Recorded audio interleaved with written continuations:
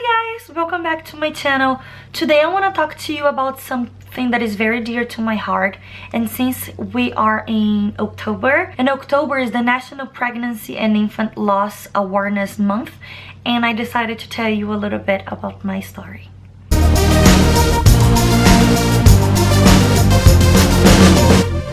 Hi guys, welcome back to my channel. It's been a while. I miss you so dearly, but life gets so crazy sometimes, but I could not let October pass through without recording this video. 2 weeks ago, I was surfing through the internet, through Facebook actually, and I saw this picture that I'm gonna post for you. And this picture touched my heart so deeply because not only I have gone through a miscarriage, but I have been feeling the urgency of talking about this, bringing people to awareness, and October is the time for that. So I decided to record this video and tell you a little bit about my story. On February 2014, we finally got pregnant without any help, any medication, any treatments, nothing. It was a truly miracle. So we were so happy. We told our parents, our family, few friends. We could not contain our joy and happiness, and we told few people, more than we should, more than what people told us.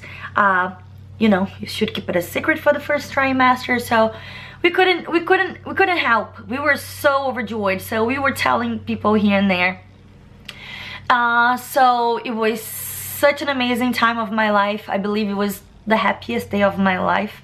The day I found out it was amazing. Anyway, so a few weeks passed by and I went to the doctor, and the doctor said, okay, it's time for us to do an ultrasound.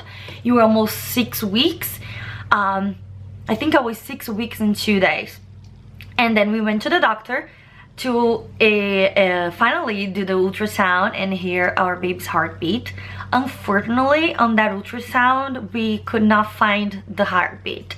The baby was there. They told us, oh, everything is fine, don't worry about it. For some women, some babies are just like, they don't show the heartbeat so early, so let's wait another week and then we do it again. Don't worry about it, the baby's here, gave us the pictures, and then we came back home with the pictures of that tiny little dot in the picture that for us was so precious with our baby. So 1 week passed by, we came back. I think I was 7 weeks and 2 days by then. 7 weeks and 6 days, some around there. So I was so excited. We were recording everything, and then the technician not only could not find the baby heartbeat, but then she said, just a minute, and then she came back with the doctor. We knew by then like what was going on. The baby stopped develop around 6 weeks somewhere, and they couldn't find the heartbeat. Of course, that was the most devastating news I could ever have, because I was longing for that for so long, and I was loving that baby. I was loving feeling the baby inside of me and feeling pregnant, and just the idea of losing that baby was devastating to me. So the doctor immediately wanted to do the DNC. For those of you that don't know what that is a surgery called dilation and curettage. They just could collect the baby out of your womb. And I said, no, I don't want to do this today. It's for me, it's just like I couldn't process the information. I couldn't let go of hope. And for me, life starts, we truly believe, for Greg and I, like, we believe that life starts at conception. So for us, wasn't that we were losing a blob of tissues. We were not losing cells that stopped multiplying. For us, we were losing a baby, we were losing a dream, we were losing the hope that we had to create children out of our love, out of unity in the matrimony. So it was very hard. So I came home and I prayed and I prayed and I prayed and I asked God for a miracle. To these days, I still don't understand why He didn't perform the miracle.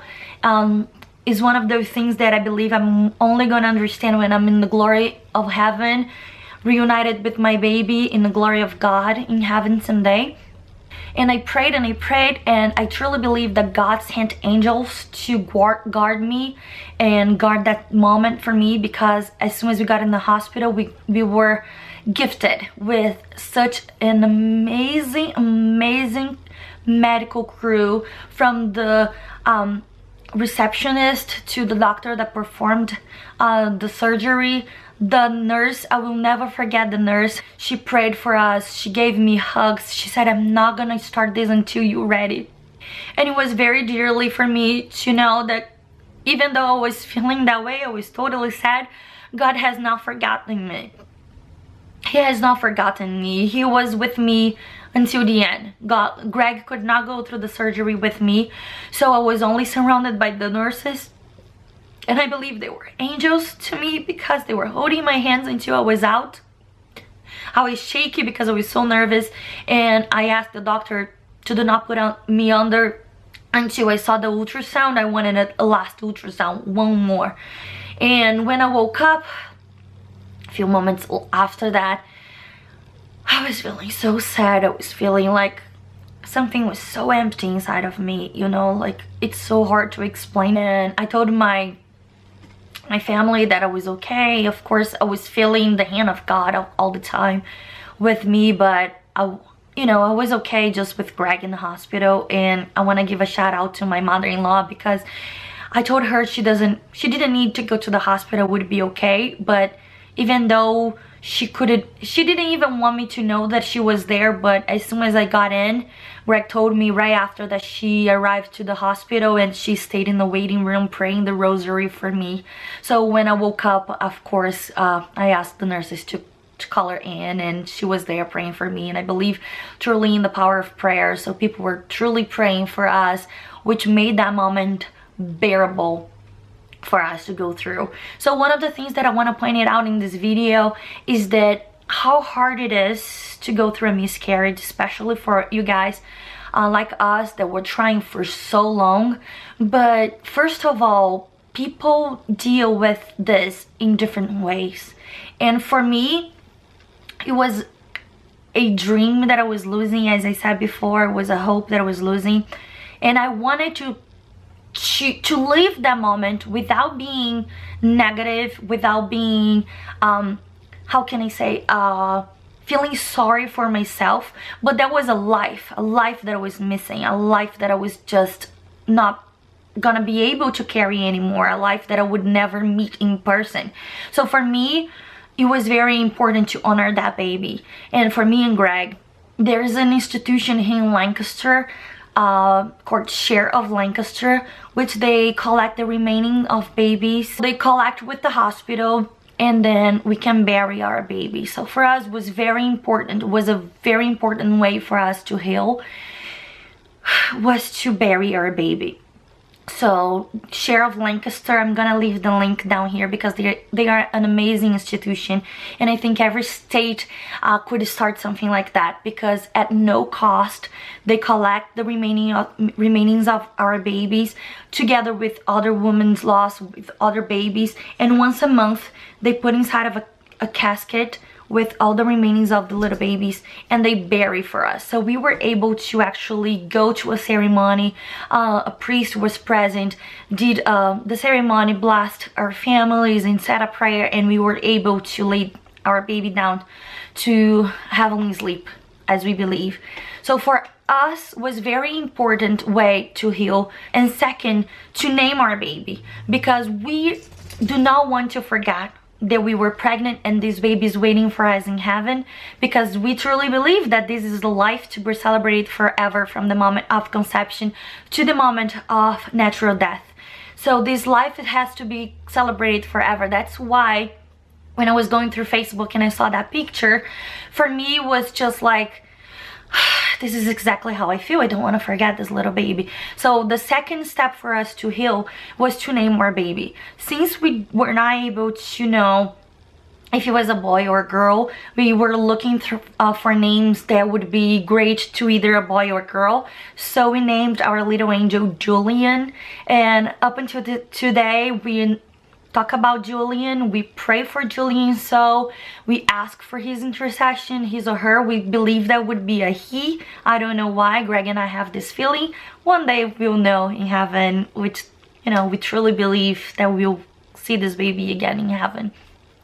But with that, I want to bring to you a third thing that I want to talk about in this video, which is how to deal with a miscarriage. As I said before, everybody deals with it differently, and at one point of this healing process, which was not easy for us, someone very close from us sent me a message saying, stop feeling sorry for yourself. This is ridiculous, what you're doing.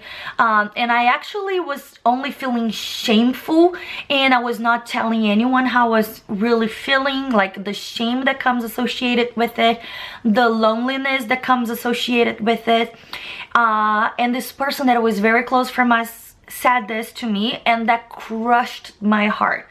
So that was a very tough moment for me, and it actually today, I believe that comment made me feel stronger, and today is one of the reasons that I decided to be an advocate of this cause of infertility and miscarriage. I want to bring awareness to people, because a lot of people believe that, you know, it's not a big deal. It's not a baby, it's just like cells that didn't multiply. And for us, we truly believe that babies, because we believe that life starts at conception, so it's precious. It doesn't matter if it was a week old in the womb, or if it was a week old out of the womb. We believe that life is precious, and I care about it, so I decided to do this video. Of course, I hope you guys are following me, because I'm all over the place. This is a subject that makes me a little uneasy. But anyway, miscarriage, it's something that happens more common than anyone can even imagine. Researchers says that it happens 15 to 20% of the time. One in four couples suffered miscarriage in the first trimester. It's very common. So that's the reason why the doctors say, do not share the news until you are out of the first trimester. With that, a lot of people, you know, just don't share that they are pregnant, and then since miscarriage happens more often than everybody knows, couples most of the time feel guilty and ashamed when that happened. They feel like they did something wrong. I did something to lose that baby, which is not the truth. There was nothing I could have done differently to keep or lose that baby. For me, it was very important to have those people that we love, our friends and our family, to give us the support. So that's why I say to you, talk to someone. It wasn't until I started talking about those kind of things that healing started coming to me. We do not have to suffer alone. This is not something to feel shameful or embarrassed, because there's nothing we could have done differently to keep this baby. It's something that really happens a lot, and people just don't know because people don't share, and becomes that subject that nobody wants to talk about. So couples that go through miscarriage feel so lonely and thinking that you are alone. And in fact, we don't even know that many people in our family and friends even had gone through miscarriage, but since they never shared with anyone, you think that you're suffering alone. You think that it's your fault because, you know, I'm the only one that suffered miscarriage. This is the reason why, as I said, I decided to be an advocate of this theme, of this cause of infertility and miscarriage, because it's an ugly little club. There are many people who are members of it, but nobody even wants to talk about. Some people don't want to talk about it because it hurts like hell. Some other people don't want to talk about it because society made this into a big thing that nobody wants to talk about, like AIDS was before, like cancer was before. It was the big C name. Nobody wants to talk about cancer. So those kind of things. And in fact, couples that are going through miscarriage, they need support. They need the help. We need to talk about it, because it's okay to miss someone that you never met. It's okay to feel that way. For me, I still think about this baby. I still think about how old he would be. He would be 1 year old next month in November. And I keep imagining how this house would be as we were preparing for his first birthday party. As life would be as I was, you know, caring for a little baby. So I don't want to feel ashamed about feeling that way. I don't want to feel ashamed or embarrassed to talk about my baby, that I believe it's my baby. I am a mother. I don't have a child in my arms, but I am a mother of a little baby in heaven that I will one day. Oh my gosh, I'm so sorry about my dog barking.